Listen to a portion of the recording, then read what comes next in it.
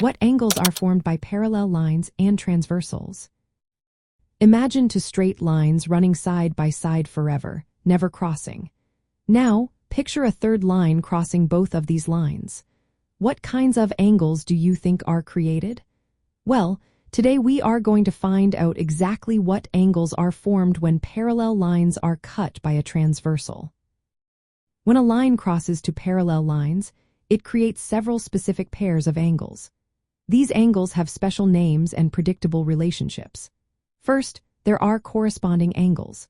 These are in matching corners relative to the parallel lines and the transversal.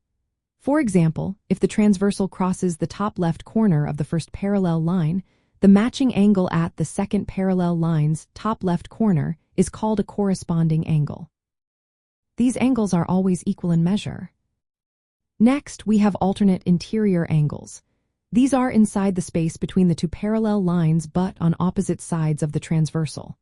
For instance, one angle might be on the left side of the transversal between the lines and the other on the right side, both inside the parallel lines. These angles are equal in measure too. Then, there are alternate exterior angles. These are outside the parallel lines on opposite sides of the transversal. Like alternate interior angles, they are equal in measure.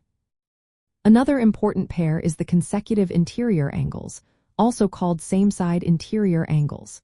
These are on the same side of the transversal and inside the parallel lines. And like the previous pairs, these angles add up to 180 degrees, meaning they are supplementary.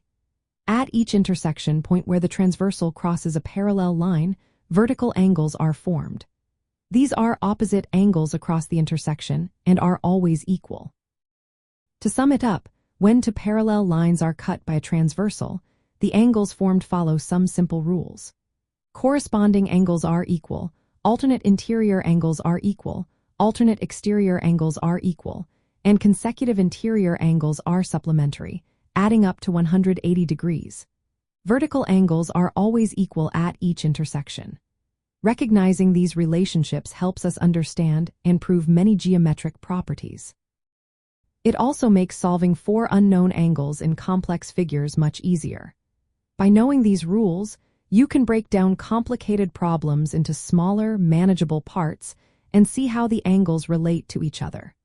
This understanding is a key part of mastering geometry and proving lines are parallel or finding missing angles in shapes.